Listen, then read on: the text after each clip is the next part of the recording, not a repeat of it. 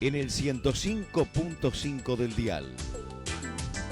Dirección General, licenciada en Comunicación Audiovisual, Marcia Conti Murillo. Estudios y escritorios en Enrique Ferreira 1550 Bella Unión. Norte FM, CX 288, 105.5. La estrella de Bella Unión. 11 de septiembre, 8 años de Imaginario Juguetería.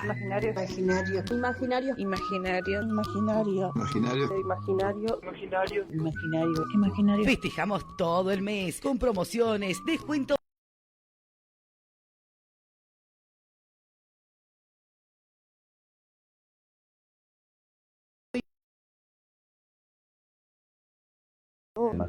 Imaginario. Búscanos en Facebook, Imaginario Juguetería. En Instagram, imaginario.juguetería. Y participa en los sorteos que hacemos en la radio. Imaginario. Festejamos el cumple de Imaginario. 11 de septiembre, 8 años. 8 años. Instagram y Facebook, Radio Bella Unión. Invierno 2025. AgroSí. Agro. Incoihuatfo. Atención al. Tenemos descuentos especiales para ustedes en toda la línea de herramientas. Visítanos en La Valleja 1930 frente a la ruta. En Pet Shop llegaron capitas y cuchas para que tu mascota pase calentito este invierno. Como siempre, las raciones al mejor precio, directo de fábrica. AgroSí. Vení y entérate de las ofertas semanales. Los esperamos con el asesoramiento técnico y la mejor atención. Nuevo horario de lunes a viernes de 8 a 12:30, de 13:30 a 18. Sábados por la mañana. AgroSí. La energía de tu hogar depende de vos. Una instalación eléctrica segura y confiable es clave para prevenir accidentes. Contratá siempre a un técnico instalador autorizado por UTE y revisa periódicamente tu sistema eléctrico. Los alargues son una solución temporal. Nunca conectes un alargue a otro y desechalo de inmediato si los cables están en mal estado. Prevení accidentes y cuida lo más importante, la seguridad de tu hogar. UTE, transformando con energía nuestro país.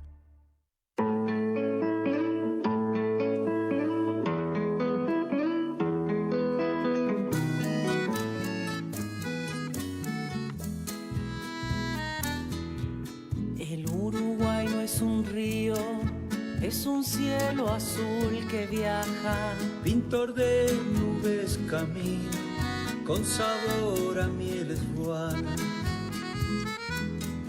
Los amores de la costa son amores sin destino, camalotes de esperanza que se va llevando el río. Chua, chua, chua, ja, ja, ja. No cantes más torcasita, que llora sangre el ceibal. Chua, chua, chua, ja, ja, ja. No cantes más torcasita, que llora sangre el ceibal.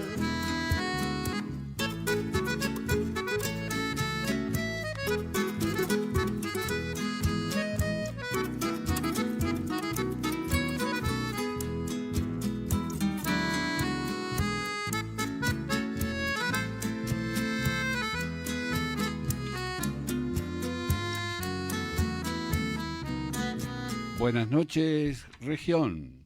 Estas son las memorias del río Uruguay.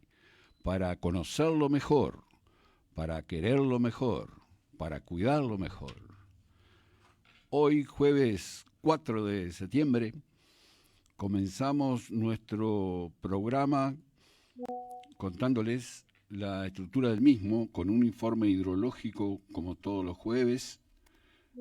Tendremos también la aventura del Biguá en su travesía del río Uruguay. Continuará el profesor Algemiro Rocha con la historia de los balseros y de las balsas del río Uruguay. contaremos también con la amabilidad de Antonio de la Peña, que nos envía una vivencia, una memoria personal de la época de las balsas. Y por último, una sorpresita que ya se van a enterar si llegan al final del programa. Camalotes de esperanza que se va llevando el río. Chua, chua, chua, ja, ja, ja. No cantes más torcasita, que llora sangre el Ceibal. Me acompaña el doctor José Luis Paulini. Y también Marcelo Bravi. Este dúo por hoy, somos siempre tres. Sí, un pero saludo a nuestro compañero está saliendo, sí, una gripe media fuerte. Aún convaleciente, pero saliendo. A un convaleciente le mandamos un saludo, un gran saludo acá. Y si Dios quiere, el jueves que viene lo tendremos con nosotros. Que igual participó en todo esto. A Jorge Alberto, ¿no? Jorge Alberto Pereira Ríos. Exacto, el orillero. No, el Aboya Opa, lo que lo conocemos. Bueno, viste, algunos lo conocen por el orillero. Un cantor de otras épocas. Sí. Que vamos a volver a hacerlo cantar en cualquier momento. Ponete a lavar la ropa. También quiero saludar y felicitar nuevamente a la Cámara de Turismo de Bella Unión. Sí, realmente, ¿no? Es impresionante cómo está trabajando la gente. Bueno, el grupo Cámara de Turismo de Bella Unión ya tiene 60 integrantes. No es poca cosa. Son 60 emprendedores, entre otros operadores de turismo. Y bueno, estamos muy contentos porque están trabajando fuerte y este fin de semana se presentan en el Prado de Montevideo. Nada más ni nada menos. Ni nada más ni nada menos que allí estará la Presente bandera, Bella Unión. el logo que está a punto de inaugurarse en Bella Unión, el logo de la Cámara de Turismo de Bella Unión. Así que un saludo para la gente que va a estar por allá representándonos. Y con seguridad tendremos algunas imágenes, ¿no? Claro. Representando a la Bella.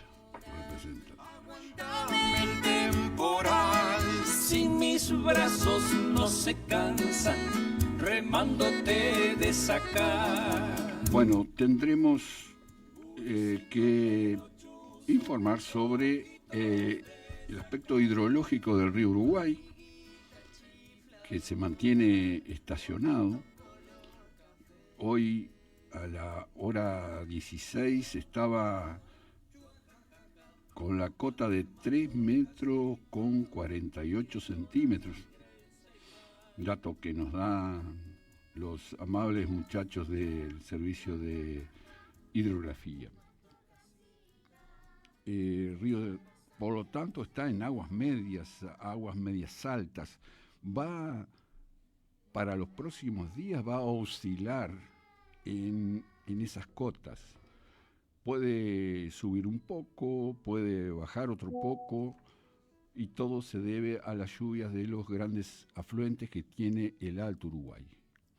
Por ahora, desde Misiones para abajo hasta acá, está bajando en prácticamente todos los puertos. Por lo tanto, el promedio en Paso de los Libres no va a superar los 6.200 metros cúbicos por segundo. Son amores sin destino, camalotes de esperanza que se va llevando el río. Chua, chua, chua, ja, ja, ja. No cantes más torcasita, que llora sangre el Ceibal. Saludamos a nuestros auspiciantes. Mecánica Gurruchaga, servicio oficial Toyota y Suzuki. Estamos en Paz Aguirre 1359, el teléfono 4779-3828 y el celular 098-564-808. Servicios de mantenimiento y reparación para todas las marcas, alineación y balanceo, suspensión y frenos. Mecánica Gurruchaga. Minimarket Río Uruguay. Una línea completa de productos para la despensa, fiambres y lácteos de primera calidad, frutas, verduras y comestibles envasados. Y con la tarjeta recompensa, más barato que allá. Nos encontrarás en Atilio Ferrandis y Jaime Romans, bien en la esquina. Jorge Repuestos. ¿Tenés moto? Andalo de Jorge. Inigualable en repuestos para moto. Lo que necesites para cualquier marca. Estamos en Atilio Ferrandis y Joaquín Suárez. Perdón, lo que pasa es que está el hombre acá. Ajá. Marcelo Bravi, SRL, Servicio Total. En repuestos automotores, los mejores. Y si te falta un tornillo, vení que lo tenemos. Una tradición familiar. Avenida Artigas, 1076, teléfono 4779-2349 y el celular 092-533-221. Y nos vamos a Comensoro, Marcelo. Bueno, ahí está la saludos por Papa allá. Loca Autoservices. Comestibles, verduras, todo para la cocina. Producimos nuestras verduras con manejo orgánico. 18 de julio, 220, Tomás Comensoro, y un gran saludo a toda esa ciudad. No sabes dónde conseguí la gorra esta. Está linda. Ah, Está sí, muy linda. y bien barata. ¿Sabes dónde? En Casa Somacal. Debí suponer. Boinas y sombreros de paño de nutria, el clásico, el gardeliano, el campero y panza de burro. Los cuchillos Solingen para el asadito. El tradicional, todas las medidas de hojas. Visiten nuestro Facebook e Instagram. Avenida Artigas 1544, como hace más de 100 años. Lomito color café. Chua, chua, chua, ja, ja, ja. No canten más torcasita, que llora sangre el ceibal. Chua, chua, chua, ja, ja, ja. No cantes más torcasita.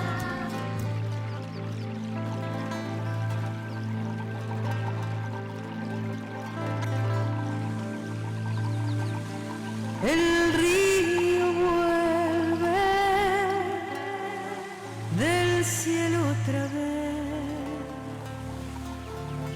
la lluvia moja de lumbre tu piel, la selva entera latiendo verdor. Grito su pasión en mi zapucar, en la canoa del tiempo total, labriego eterno de monte tu andar, padre del alba, tu duende de amor puso en mi sangre su luz vegetal. Hachero portador del sur de mi dolor, taipero pescador, ganadero del sol.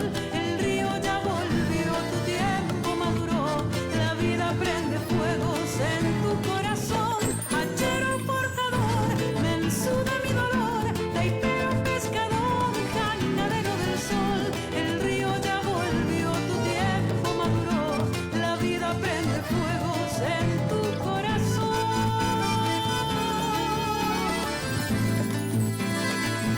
El río vuelve del cielo otra vez, la lluvia moja de lumbre tu piel, la selva entera latiendo verdor, grito su pasión en mi zapucay, en la canoa del tiempo total, labriego eterno de monte tu andar. Recordemos que estamos recorriendo las islas de los esteros de farrapos.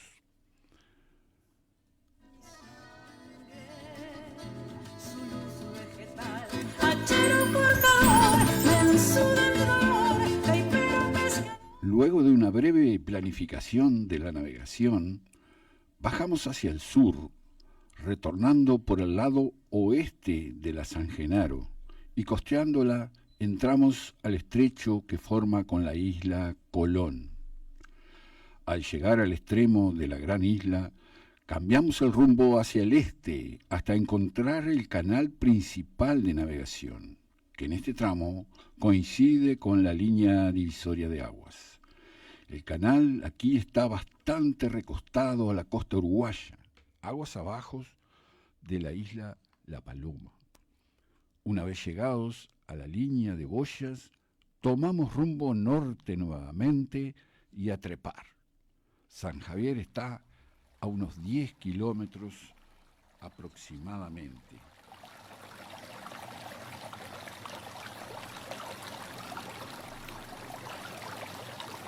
Se observan los sarandíes, sauces, mataojos, laureles, ceibos, plumerillos, virarós, blanquillos, amarillos, entre tantos, sobresaliendo emblemáticamente los ingá, los señores de las orillas, descendientes de la selva misionera y brasileña, dominan las costas isleñas, prendiéndose de los arenales y de la tierra gorda como con garras, resguardando así del duro castigo de las aguas a las barrancas de las islas.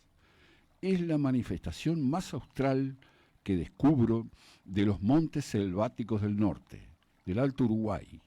En mis pagos también los hay, y por suerte en abundancia, ya que junto a los sarandíes forman la mejor barrera natural antierosiva que conozco. Hace ya más de 40 años que observo zonas de nuestra costa que no han cambiado casi debido a su presencia. Y muy cerquita, donde no están, el río se ha devorado las barrancas en cientos de metros. Aunque el Bajo Uruguay no es tan correntoso, las variaciones de altura provocadas por el manejo de la represa de Salto Grande, que en esa zona las afecta y bastante, se hacen notar en su trabajo erosivo. También la marea juega un papel, modificando el sentido y velocidad del río. Que allí sobrevive el puma y el aguará guazú, considerados ya extinguidos en nuestro país. Carpinchos, zorros de monte y ciervos abundan junto a miles de aves de más de 300 especies. Dice que se ven bandadas de más de 100 chajaes. La zona más tierra dentro del estero que podíamos observar de vez en cuando desde el Biguá, cuando raleaba el monte, mientras navegamos, está cubierta por juncos, por camalotes y carrizales, donde abundan los ofidios y anfibios, como ser tortugas, cruceras, yararás, lagartos, sapos. Estábamos surcando las aguas entre la mayor concentración de islas del río Uruguay. Canales y altos montes por todos lados reforzaban nuestro presentimiento de que no navegábamos solos. Hora 16:09. Navegamos con rumbo norte, con velocidad 10.5 y con Jorge al timón enfrentamos la isla San Genaro por la banda de babor en la latitud 32 grados 45 minutos 0 segundos. Debido a los estrechamientos entre islas, el río se entuba y aumenta considerablemente la corriente, efecto que se nota en la marcha del Biguá. Ya avanzada la tarde, el destino se aproximaba y veíamos cómo dejábamos atrás aquella gigantesca diversidad biológica, maravillados aún con la cantidad de islas e islotes, algunos tocados por la mano del hombre, otras totalmente vírgenes. Fantástico. El viento amainando y una bandada de garzas blancas vuelan casi tocando el agua contra la isla, rumbo a su dormidero, como pañuelitos en el pericón, su reflejo en el agua. Curioso es ver cómo se practica la apicultura en algunas islas, sobre tanques que flotan amarrados a los árboles, y en las crecientes las colmenas acompañan las variaciones de altura del río. Ingenioso y práctico.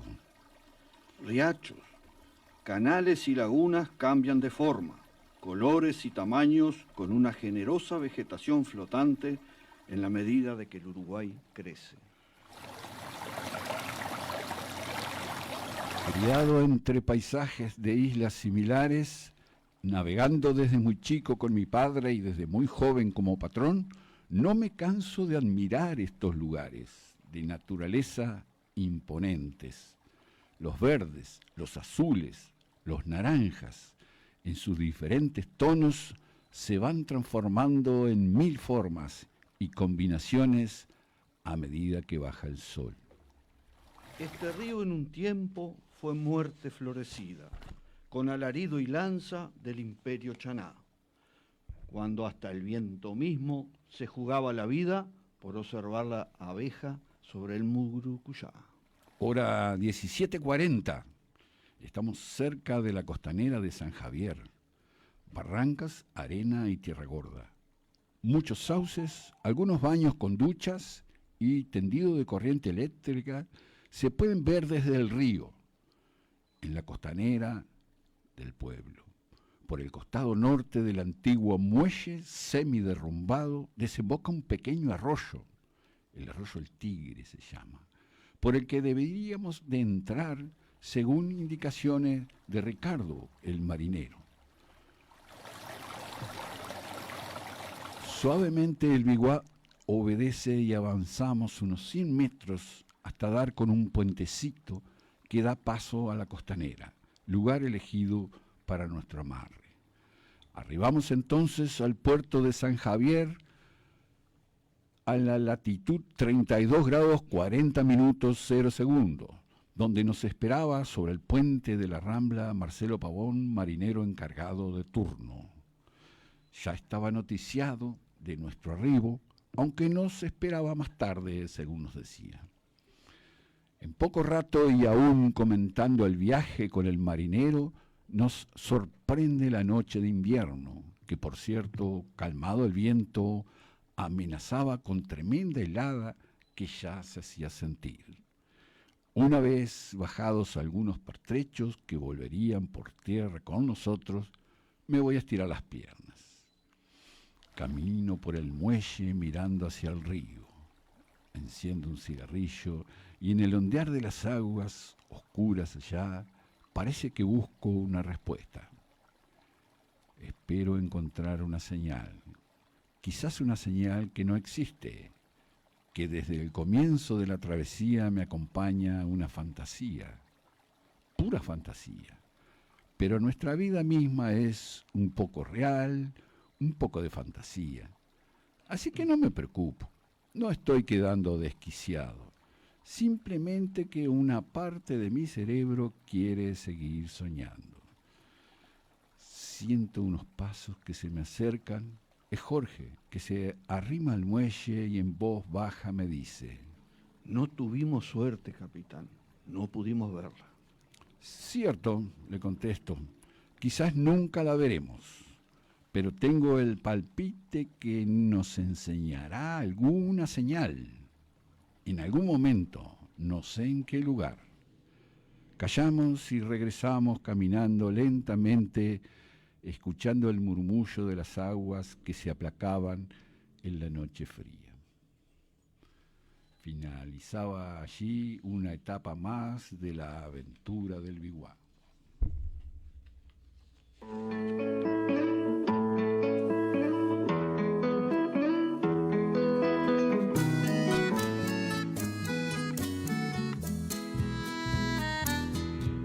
El Uruguay no es un río, es un cielo azul que viaja, pintor de nubes camina, con sabor a mieles guanas. Los amores de la costa son amores sin destino, camalotes de esperanza que se va llevando el río. Chua, chua, chua, ja, ja, ja, no cantes más torcasita, que llora sangre el ceibal. Chua, chua, chua, ja, ja, ja, no cantes más torcasita, que llora sangre del ceibal. Como le habíamos prometido, nuestra intención es ir comparando observaciones de las diferentes travesías del río Uruguay realizadas en épocas diferentes. En este caso, vamos a hacer lectura de una impresión que tiene Eric Pixton, que es un viajero, un joven que en 1930 encaró el río Uruguay aguas arriba en una canoa de lona y con una velita, y trepó muchos kilómetros el río Uruguay y él hace observaciones. Y entonces, como en este caso él navega por la misma zona que lo estamos haciendo nosotros, vamos a escuchar la impresión de él. Desde Nueva Berlín hacia el norte, en un tramo que termina en Concepción del Uruguay, el río es notablemente diferente de lo que es en cualquiera otra parte de su curso. Es aún muy ancho, pero se compone de muchos canales, la mayor parte angostos, que corren entre numerosas islas alargadas, que no son más que bancos de arena cubiertos de vegetación, algunas ya viejas, otras en formación. Hay dos clases de islas que agregan belleza al río Uruguay. Aparte de las nombradas, otras se han formado porque porciones de la barranca han quedado aisladas después de que las inundaciones se han llevado la tierra más suelta, formando el río nuevos cauces. Son, pues, altas y a menudo habitadas. Las islas de este último tipo se elevan bruscamente sobre el agua del río y sus lados son sometidos a continuas erosiones de las aguas, especialmente cuando hay inundaciones. Estas islas altas no abundan en la parte inferior del río, pero son numerosas más arriba de las cataratas del Salto, en donde el río es conocido con el nombre de Alto Uruguay. Como ven, la impresión que toma este navegante es muy similar a la nuestra. Y como ocurrirá en otras experiencias que él tiene, hay zonas en donde tenemos grandes diferencias, porque no se olviden que él estuvo navegando casi 100 años antes que nosotros. 95 años. Entonces él apreció un paisaje en algunas zonas, reitero, que hoy son muy diferentes e incluso algunos ya no existen, ¿no? Así que, bueno, esta tarea la iremos haciendo porque nos resulta muy interesante comparar impresiones de diferentes épocas. Y a continuación pasamos entonces a escuchar al profesor Argemiro Rocha en la historia de los balseiros del río Uruguay. Pintor de nubes camina, con sabor a mieles guanas. Los amores de la costa. Río abajo voy llevando la cangada, río abajo por el Alto Paraná, es el peso de la sombra derrumbada que buscando el horizonte bajará. Río abajo, río abajo, río abajo.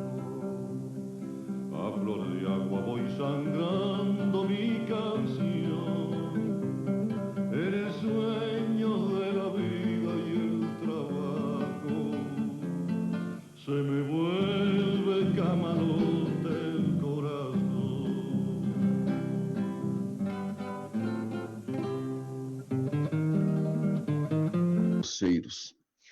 Os carroceiros eram contratados por empreitada para o serviço de arrastamento e transporte da madeira derrubada, quer em toras, diretamente das matas para os serradeiros, ou destes, a madeira já industrializada para os compradores que ficavam mais ou menos à beira do rio Uruguai.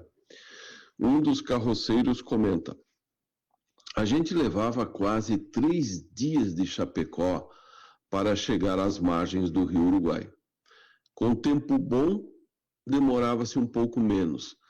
Isso se não acontecesse nenhum problema com a carroça ou com os animais.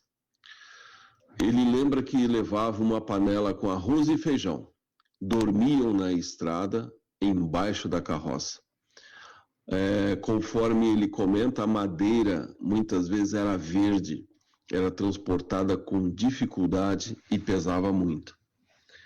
Essa prática de transportar em carroças ou carroções nas precárias condições das estradas daquela época dominou por muitos anos. As carroças tinham aproximadamente 5,5 metros de comprimento e eram puxadas por 7 animais. Era um conjunto constituído por 4 mulas. Em primeiro plano, chamado de rejeira, a da esquerda, formava a rejeira mansa e do lado direito a rejeira braba. As demais eram de apoio, como a mula da vara, que assegurava o sentido da carroça e das situações em que era preciso desviar. Os homens que desempenhavam esse tipo de trabalho sempre foram muito mal remunerados. Diante do perigoso trabalho realizado, se ganhavam alguma coisa, não era nem o suficiente para poder capitalizar alguma coisa. O que ganhavam era para o seu sustento e de sua família. Um deles comenta que, geralmente, pelas empreitadas dele, ele recebia em prestações. Cobrava 20 mil réis a dúzia de tábuas com 5,5 metros por 3 polegadas. Até 10 dúzias ele podia levar na carroça. Acima disso, era muito perigoso. Levava normalmente 60 varas ao preço de 20 a 30 mil réis a vara, dependendo do negócio. Quanto à atividade braçal de derrubar as árvores na mata, desenvolvida, infelizmente, naquela época, quase sempre como um subemprego e oferecido por empresários, proprietários de serradeiros e mesmo particulares, abrangia uma parcela muito grande de trabalhadores que necessitavam daquele trabalho, ainda que perigoso, para poder sobreviver. Para se ter uma ideia do trabalho desses homens nas matas, temos uma sequência de tarefas que sempre era obedecida. Primeiro, a definição do local para a derrubada dos pinheiros ou de qualquer outro tipo de árvore. Segundo, a tora a ser derrubada era preparada para o corte, com a ajuda de 3 elementos chamados de toradeiros. Terceiro, utilizando o machado, um dos toradeiros fazia uma marca em uma das partes do tronco, para que a árvore caísse sempre daquele lado. Quarto, os outros toradeiros, com a ajuda de um serrote manual, serravam o tronco pelo lado oposto àquele corte feito com o machado. Quinto, caída a árvore, especialmente no caso do pinheiro, dividia-se a mesma em toras, às vezes atingindo comprimento entre 2,5 metros a 5 metros. Sexto, conforme o tamanho, serravam a árvore em 2 ou 3 partes e depois começavam a descascar e a limpar o tronco. Sétimo, pinheiros de grande porte, que apresentavam uma casca muito dura e larga em conformidade com o diâmetro da árvore, eram bem mais difíceis. Após o trabalho, eles tinham que arrastar as toras para o serradeiro. Nesse momento do trabalho, a junta de bois era a grande força que realizava a tarefa de arrastar os troncos de dentro da mata para os serradeiros. Alguns estaleiros foram construídos na mata de forma muito rudimentar, apenas para deixar a madeira por algum tempo ali, bem acima do chão, não podia ficar encostado na terra, a madeira não podia ficar jogada na terra, ela precisa estar acima para secar. A madeira seca é bem mais leve e assim facilitava o carregamento nas carroças e mesmo com a junta de bois que arrastavam esses troncos para fora da mata. Nono, também acontecia de que os troncos eram transportados diretamente da mata para os serradeiros, mesmo não estando totalmente secos, o que era um trabalho muito perigoso.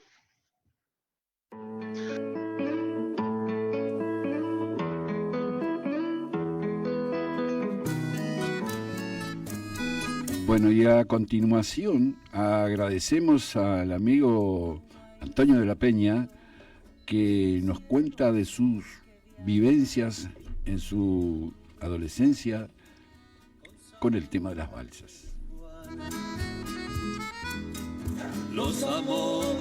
He escuchado con atención y con mucha emoción historias sobre las jangadas sobre el río Uruguay que han contado en el programa y recordé la época de mi niñez, una historia que tiene que ver con ese asunto de las jangadas. Se trata de allá por fines de la década de los años 50, no sé precisar el año con exactitud, vivía en la granja Santa Claudia de mi padre, en Paraje Cuarén, en el fondo de Cuarén, donde estaba ubicada la granja, que sus tierras finalizaban en la costa del río Cuarén. Después de la propiedad de mi padre estaba el monte natural del río. A pocos metros, aguas arriba de Puerto Pedregullo. La zona del fondo de Cuarén y Franquía era una zona muy poblada. Muchas familias en aquella época, como en todo el ejido de Bella Unión, vivían en las chacras y teníamos actividades en los barrios. Y una de las diversiones de la barra de gurises de aquella zona por allá era la playa en Puerto Pedregullo. Íbamos mi hermano Joani y yo y otros gurises que nos íbamos hasta Puerto Pedregullo a bañarnos en verano. Interesante el tema del fondo de Cuarén y fondo de Franquía, porque no sé si ustedes saben que el límite entre Franquía y Cuarén es, por decirlo de alguna manera, un límite contestado, porque nadie sabe, por lo menos yo intenté varias veces averiguar exactamente cuál es la línea divisoria entre Paraje Cuarén y Franquía y no lo pude descubrir. Algunos creen que es la calle que sale desde Ruta 3 frente a Estación Cuarén, donde está la Virgencita, rumbo al río Cuarén y hacia el norte, y otros como yo pensamos que el límite es en la calle de los semáforos que están al fin del pueblo de Las Piedras y de Las Láminas, en esa calle hacia el norte hasta el río Cuarén, a la derecha Franquía, a la derecha Cuarén y a la izquierda Franquía. En esa época, en nuestra casa, el sistema de riego de la caña de azúcar utilizaba dos grandes depósitos de más de 1 hectárea de superficie cada una, que se llenaban de agua más o menos entre 1 metro y 1,5 metros de altura como reserva para utilizar el riego en la caña de azúcar. Y en esos depósitos nosotros nos bañábamos utilizándolos como piscina. Incluso en uno de estos depósitos habíamos instalado un trampolín, un tablón de esos grandes de 6 metros de largo que utilizábamos para hacer piruetas todo el día bañándonos en las represas o en los depósitos y haciendo piruetas en el trampolín. Incluso nos permitían lucirnos en el trampolín que había en la piscina grande de Termas del Arapey al sur. Entonces, con Joani nadábamos muy bien, porque prácticamente vivíamos en el agua.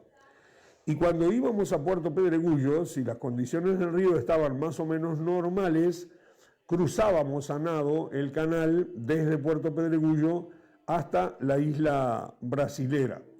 Nos internábamos en la isla, hacíamos algunas cosas allí y después volvíamos. En varias oportunidades había estacionadas en la parte de frente a Puerto Pedregullo de la isla Brasilera, algo así como si estuvieran a cubierto, las famosas jangadas, enormes balsas de madera que tenían, no sé, 1 kilómetro de largo o más, que por alguna razón las estacionaban en la parte de frente a Puerto Pedregullo de la isla Brasilera, un poco más adelante desde la punta de la isla. Entonces, cuando estaban las jangadas estacionadas allí, cuando íbamos a Puerto Pedregullo, buscábamos la ubicación correcta para aprovechar las aguas del río, la corriente de las aguas del río Cuarén y las del Uruguay, y nos tirábamos en diagonal nadando hasta la isla. Y a partir de ese lugar llegábamos con facilidad hasta las jangadas que estaban instaladas allí. Encima de las jangadas había unas casitas, unos ranchitos que los construían con palos de madera y a 2 aguas, como si fueran una carpa del ejército, así con el techo en V invertido. Y ahí vivían temporalmente los balseros. En esas casitas, que había a veces más de una en toda la tirada de las balsas, vivían personas que tenían todo para vivir allí, cocinaban, tenían sus mates, tomaban mate, etc. Y cuando nosotros llegábamos allí nos poníamos a conversar con los balseros. Y recuerdo que en algunos casos teníamos dificultad para comunicarnos porque estábamos acostumbrados al portugués de aquí, de la Barra del Cuarén, el portugués del sur de Río Grande. Y había algunos brasileros allí en las carpas esas que hablaban con un portugués que nos costaba muchísimo entender. Bueno, y después de estar un tiempo por allí en la isla o en la balsa, según las circunstancias, nos ubicábamos en el extremo, en la punta de la isla, para utilizar a favor la corriente del río Uruguay primero y la del Cuarén después, para llegar de regreso a las costas de Puerto Pedregullo. Y en aquella época de las jangadas se retiraba madera en el aserradero Río Cuarén, donde iban algunas de ellas, de una manera que ya explicó José Cardoso el otro día y lo estuve escuchando. Otras venían a Bella Unión y allí una grúa las retiraba del agua y las cargaba en camiones que luego partían hacia Montevideo. Y algunas otras jangadas seguían más al sur. Eso es lo que tengo como recuerdo de esas famosas jangadas que están representadas con el tronco puesto allí en la plaza. Así que un saludo para todos y un placer.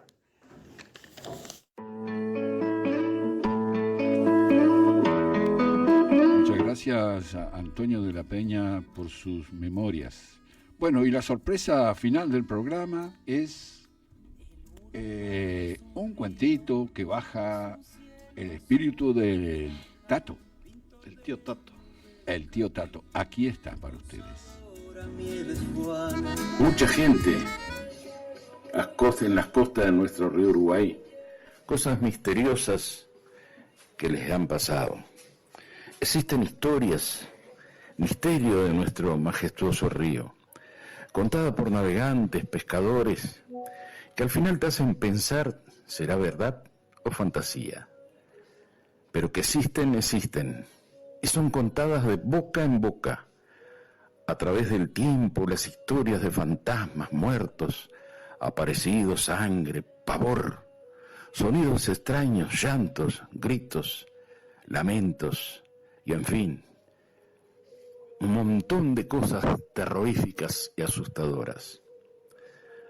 Y a propósito de eso, contaré una historia que me contaba siempre, me contó una vez el tío Tato. Uno de los misterios por los montes vírgenes a orillas de nuestro río Uruguay. Misterio este que aún hoy me provoca escalofríos, curiosidad. Al escuchar al Tato miraba sus ojos y veía que su relato era real. Tan intensas sus palabras que penetraban a mi cabeza haciéndome vivir tal situación. Mi respiración se entrecortaba. Mis ojos salían de las órbitas, sentía el corazón latir en mis sienes, mis vellos erizado y mi cuerpo bañado en sudor. Extraño, era muy extraño. Puedo decir que yo viví y sentí lo mismo a través del relato del tío Tato. Contaba él que una mañana ya por el año 1960 salió junto a 3 amigos embarcados en 2 chalanas, en busca de aventuras. Pocos víveres, pues querían alimentarse de la pesca y acampar por los montes ribereños. Navegábamos río arriba, decía. Un poco remaba uno y otro poco el compañero. Así transcurrió el tiempo hasta que orillamos y armamos campamento, antes de oscurecer. Tatín corría y ladraba contento, única mascota que llevaban, perrito mediano, barbillita de cola blanca, cachorro todavía.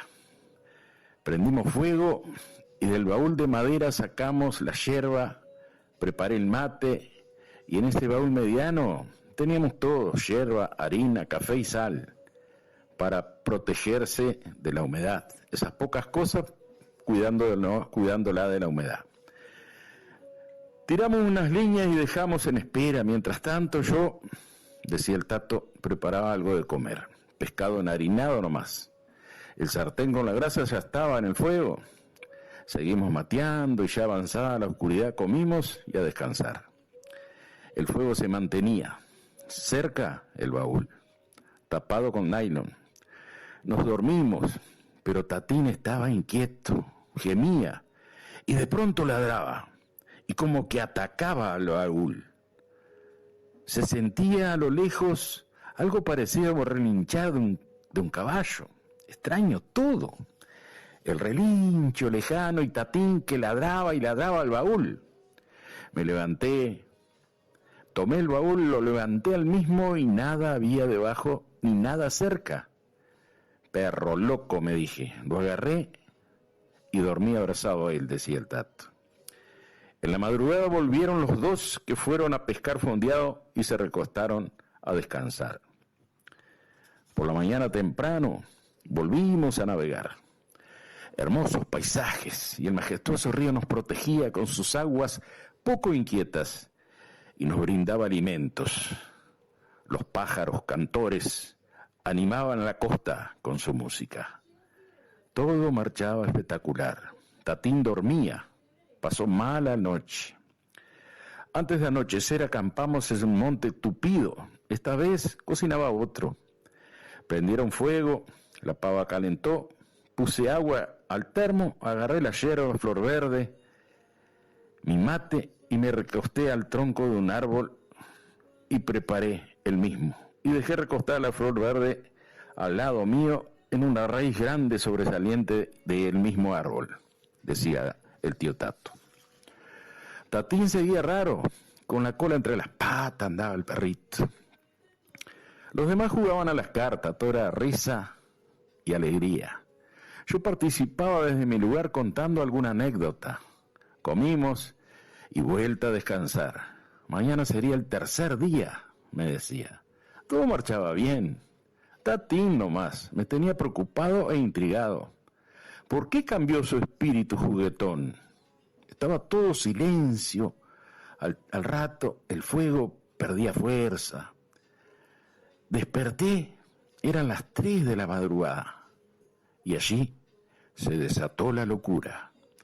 Tatín ladraba furioso y un relincho intenso cercano nos aturdía y nos despertó a todos. Un galope intenso nos rodeaba. formando como un círculo en derredor nuestro. Mirábamos, no veíamos nada. Miramos la tierra mojada y se marcaban las patas de un equino, pero no veíamos nada. Todos, aterrorizados, no entendíamos absolutamente qué estaba pasando, y aquel galope cada vez más intenso, hasta el aire y el respirar del animal sentíamos en nuestros rostros. Uno intentó correr, disparar, aterrorizado, pero chocó con algo. Sería el caballo que giraba y cayó en un grito de espaldas. Allí atiné a rezar fuerte, decía el tío Tato, e invocar a Dios pidiendo expulsaran al ente que nos aterrorizaba. Tatín saltó y veíamos cómo giraba por el aire a nuestro derredor, como que estaba enancado al caballo, y de pronto se fue alejando el caballo, tal vez por mis rezos, y desapareció. Quedamos todos estáticos, con el corazón desbocado, miedosos ante tanto misterio. Nadie quería dormir más, nadie hablaba. Esperábamos el amanecer en un temblor solo. Pasó el tiempo y apareció Tatín, asustado, con la cola entre las patas, se escondió entre las lonas. Avivamos el fuego y miré hacia el árbol en el cual me recosté cuando llegamos a tomar mate, y de no creer, allí estaba. Miramos todos incrédulos y decíamos que las hay, las hay. Allí estaba la flor verde, pero no tenía el caballo en el paquete. La deducción nuestra fue que el caballo blanco de la flor verde fue quien nos dio tal susto.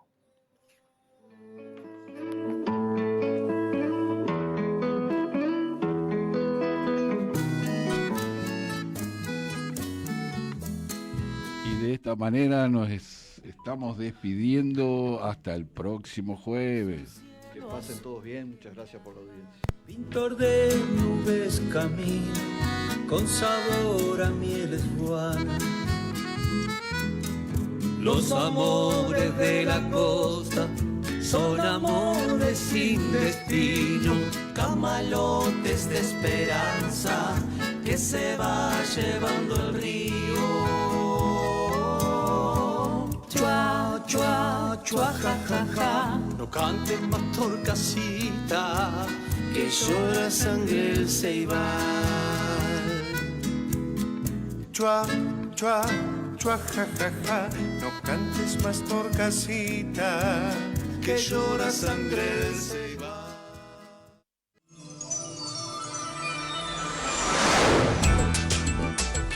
Esta es Norte FM. CX 288 en el 105.5 del dial.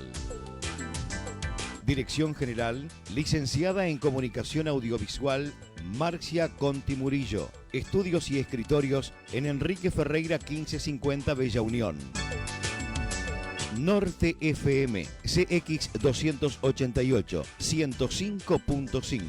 La estrella de Bella Unión.